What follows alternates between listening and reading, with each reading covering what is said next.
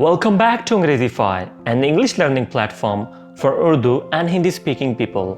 So in this 5th class of our 30 days English speaking course, you are going to learn present perfect tense with a very simple explanation and a lot of example sentences. यानी आप सीखेंगे present perfect tense बहुत सारी मिसालों और सादा तरीन explanation के साथ, जो कि बहुत जल्द आपको समझ आ जाएगा और इस वीडियो के एंड तक आप इस काबिल हो जाएंगे कि आप खुद से बहुत सारे सेंटेंस बना सकें। सो अगर आप चाहते हैं कि आप इस लेसन का PDF हासिल करें तो डिस्क्रिप्शन के अंदर लिंक मौजूद है, जहाँ पे क्लिक करने के बाद आप इजीली PDF हासिल कर सकते हैं। लेकिन उससे पहले मैं रिकमेंड करूँगा कि आप ये वीडियो एंड तक ज़रूर देखें, क्योंकि इस वीडियो के अंदर ही एक्सप्लेन किया जाएगा सब कुछ जो कि आपको PDF के अंदर नहीं मिलेगा।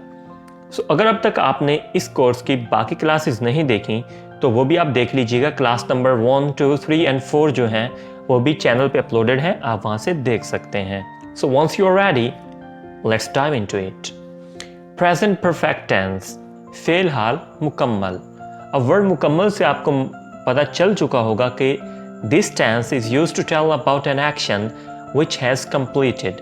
लेकिन ऐसा एक्शन जिसका हम प्रेजेंट में जिक्र कर रहे हैं कि वो अभी हो चुका है, राइट? तो ये एक ऐसा एक्शन होता है जो पास्ट में किसी टाइम स्टार्ट हुआ था, लेकिन उसकी जो कंप्लीशन है वो अभी नियर पास्ट में हुई है। फॉर एग्जांपल, एक काम आप शुरू करते हैं, सुबह आप शुरू करते हैं और शाम के वक्त आप ये कहते हैं कि मैं ये काम मुकम्मल कर चुका हूँ। जिस वक्त आप ये बता रहे होते हैं उस वक्त वो काम तो पास्ट में चला गया होता है, क्योंकि आपने वो पहले कर दिया है, लेकिन वो होता है नियर पास्ट। और क्योंकि आप उसको रिपोर्ट कर रहे हैं प्रेजेंट के अंदर कि मैं ये कर चुका हूँ, तो वो प्रेजेंट परफेक्ट टेंस ही कंसीडर किया जाता है। ऐसे उर्दू के फिक्रात के आखिर में क्या है, चुका हूँ, चुकी हूँ, चुके हैं वगैरह आता है। फर्दर जिसकी एक्सप्लेनेशन है वो आपको कुछ एग्जाम्पल सेंटेंसेस के जरिए समझाऊंगा मैं। वो खेल चुके हैं, वो खेल चुके हैं, यानी एक ऐसा एक्शन जो मुकम्मल हो चुका है, ठीक है। मैं जा चुका हूँ, बारिश हो चुकी है, और सबसे आसान एग्जाम्पल, मैं वीडियो बना चुका हूँ। सो जिस वक्त आप ये वीडियो देख रहे होंगे उस वक्त तक मैं ये काम मुकम्मल कर चुका हूँ, मैं वीडियो बना चुका हूँ। आप वीडियो देखना शुरू कर चुके हैं। उससे भी सादा एग्जाम्पल कि जिस वक्त आपने ये वीडियो प्ले किया उस वक्त आप एक काम मुकम्मल कर चुके, और वो काम क्या है, वीडियो देखना। मतलब आप वीडियो देखना शुरू कर चुके हैं, ठीक है। तो ऐसे कोई भी एक्शन जो मुकम्मल हो चुका है उनका जिक्र करने के लिए हम हमेशा प्रेजेंट परफेक्ट टेंस को इस्तेमाल करते हैं। फर्दर हम देखते हैं कि इसके जो हेल्पिंग वर्ब होते हैं यानी हैज़ और हैव, ये किस तरह इस्तेमाल होंगे, कौन से सब्जेक्ट के साथ हैज़ इस्तेमाल होगा और कौन से सब्जेक्ट के साथ हैव इस्तेमाल होगा। अगर आप ये कोर्स शुरू से देख रहे हैं तो आपको ये आइडिया होगा कि मैंने आपको पहले समझाया था कि जब भी किसी भी टेंस के अंदर एक से ज़्यादा हेल्पिंग वर्ब आते हैं तो एक हेल्पिंग वर्ब कुछ सब्जेक्ट के साथ इस्तेमाल होता है, दूसरा हेल्पिंग वर्ब कुछ और सब्जेक्ट्स के साथ इस्तेमाल होता है। अगर आपको अब तक सब्जेक्ट वर्ब, ऑब्जेक्ट और हेल्पिंग वर्ब वगैरह का आइडिया नहीं है तो आप ये कोर्स स्टार्ट से देखेंगे जब क्लास नंबर 1 से, तो आप ये सब चीज़ें आपको क्लियर हो जाएंगी। सो हम देखते हैं कि हैज़ का इस्तेमाल कहाँ पे होगा। जब भी कोई सेंटेंस ही, शी, इट या सिंगुलर सब्जेक्ट यानी बॉय, अली, गर्ल, फार्मर, ये सब सिंगुलर सब्जेक्ट हैं। ऐसे सब्जेक्ट जो कि एक पर्सन पे या किसी एक चीज़ पे डिपेंड कर रहा हो, जो एक चीज़ काउंट की जा रही है, उसको हम कहते हैं सिंगुलर सब्जेक्ट, राइट। तो उनके साथ हैज़ का इस्तेमाल होता है। हैव का इस्तेमाल हम उस वक्त करेंगे जब helping verb I, we, you, they या कोई प्लूरल सब्जेक्ट होगा, राइट। प्लूरल सब्जेक्ट से मुराद बॉयज़, यानी एक बॉय है वो सिंगुलर सब्जेक्ट है, एक से ज़्यादा लड़के हो गया, बॉयज़ हो गया, तो वो प्लूरल है, राइट। सो फर्दर हम देखते हैं कि हमारे पास ये 2 वर्ड्स पे है कि कंप्लीटेड होमवर्क, लेकिन अभी तक हमें ये आइडिया नहीं है हमने इसके साथ हैज़ कब लगाना है, हैव कब लगाना है, और इसके साथ इस वक्त क्या सूटेबल रहेगा हमारे लिए।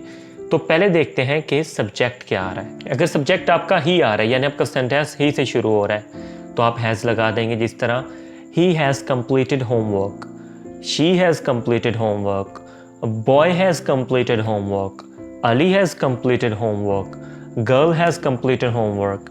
अब ये सबके साथ हैज़ का इस्तेमाल हो रहा है। अब हम देखेंगे कि हैव का इस्तेमाल हमने किस केस में करना है।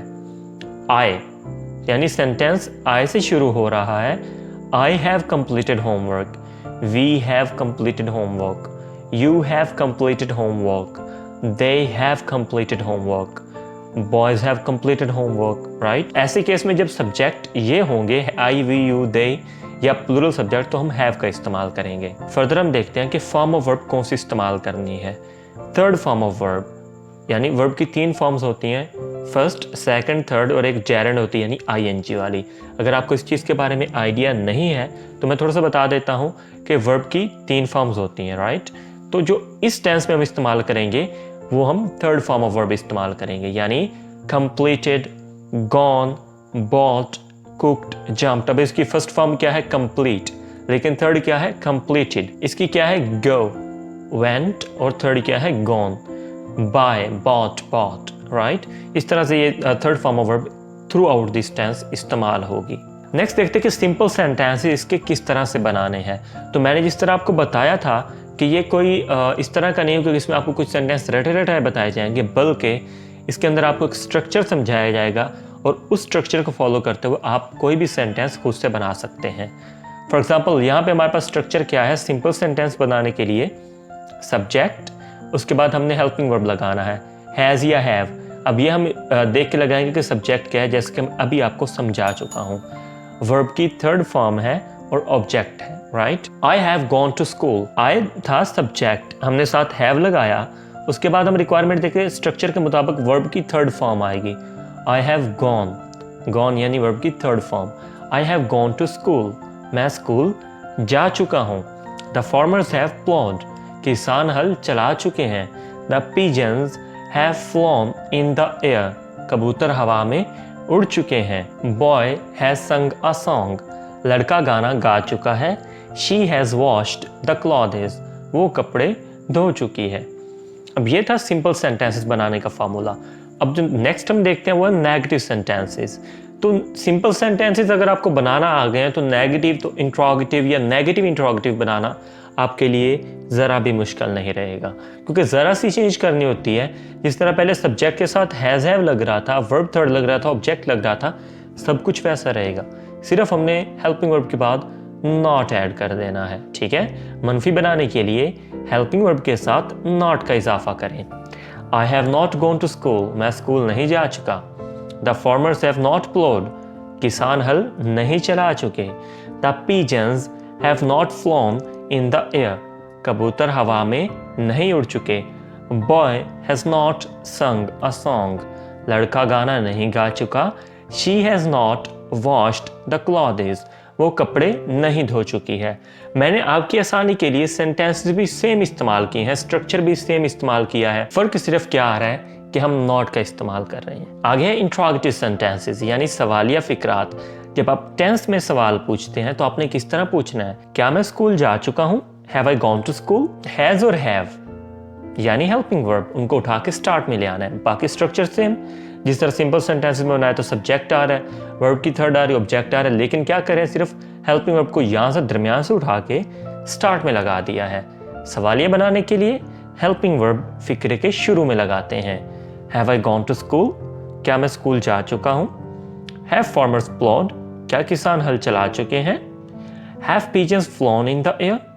क्या कबूतर हवा में उड़ चुके हैं? हैज द बॉय संग अ सॉन्ग? क्या लड़का गाना गा चुका है? Has she washed the clothes? क्या वो कपड़े धो चुकी है? तो अब ये देख लें कि सेंटेंस में कितना सा फर्क आया है। सिर्फ ये कि सब्जेक्ट, वर्ब की थर्ड, ऑब्जेक्ट सब सेम रहा, हेल्पिंग वर्ब उठा के स्टार्ट में लगाया तो इंट्रोगेटिव सेंटेंसेस बन गया। और इसी तरह सभी टेंसेस के अंदर होता है। सिंपल सेंटेंस बनाना आना चाहिए, उसके नेगेटिव इंट्रोगेटिव बनाना बिल्कुल आसान होता है। फर्दर मैं आपको कुछ बताऊंगा यूजेस जो पहले जो मैंने आपको इस्तेमाल बताया उससे थोड़े हटके हैं, और ये बहुत कम लोग आपको बताएंगे और बहुत कम बुक्स में इनका जिक्र होता है। जब आपने कुछ जनरल एक्सपीरियंसेस बताने होते हैं, अपने कुछ आम तजर्बात, जिनको हम कहते हैं कि ऐसा मेरे साथ कभी नहीं हुआ या मैंने कभी नहीं किया, ठीक है, तो इसके लिए आप यूज करेंगे has she ever tried biryani before? क्या वो इससे पहले कभी बिरयानी ट्राई कर चुकी है? पहले कभी, ठीक है, इस चीज पे गौर करना है, पहले कभी। I have never met him, ठीक है, मैं उसको कभी नहीं मिला, मैं उसको कभी नहीं मिल चुका, ठीक है। आई हैव नेवर, तो एवर और नेवर का इस्तेमाल करते हैं और उसके साथ हम लगाते हैं हैज हैव, यानी प्रेजेंट परफेक्ट टेंस में जब हम एवर और नेवर का इस्तेमाल करते हैं तो उसका मतलब ये होता है कि मैं ये काम मैंने कभी नहीं किया, ठीक है। रिसेंटली अकर्ड, नेक्स्ट क्या है? रिसेंटली अकर्ड, यानी जो अभी अभी हुआ हो। वर्ड हम उसके लिए यूज करते हैं just. I have just eaten lunch, मैंने लंच किया है, ठीक है। She has just saw me on the road, उसने अभी अभी मुझे रोड पे देखा है, ठीक है। तो जब आपने बताना हो कि ये काम अभी अभी हुआ है तो आप प्रेजेंट परफेक्ट टेंस में जस्ट का इस्तेमाल करते हैं। I have just eaten lunch, she has just saw me on the road, not occurred up to now. जब आपको बताते हैं कि कोई एक्शन अभी तक भी नहीं हुआ, ठीक है, अभी तक भी नहीं हुआ। दे हैवंट अराइव्ड येट, वो अभी तक नहीं आए। Ahmed haven't completed the task yet, Ahmed ने अभी तक काम मुकम्मल नहीं किया, अहमद ने अभी तक वो टास्क मुकम्मल नहीं किया। तो जब आपने ऐसी बात करनी होती है आप उसके साथ येट का यूज़ करते हैं एंड पे और कहते हैं कि ये काम अभी तक नहीं हुआ, ठीक है।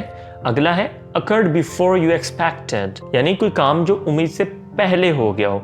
हम सोच रहे थे कि ये इस वक्त होगा लेकिन वो ऑलरेडी हो चुका है, वो उससे पहले हो चुका है। दे हैव ऑलरेडी अराइव्ड, वो पहले आ चुके हैं।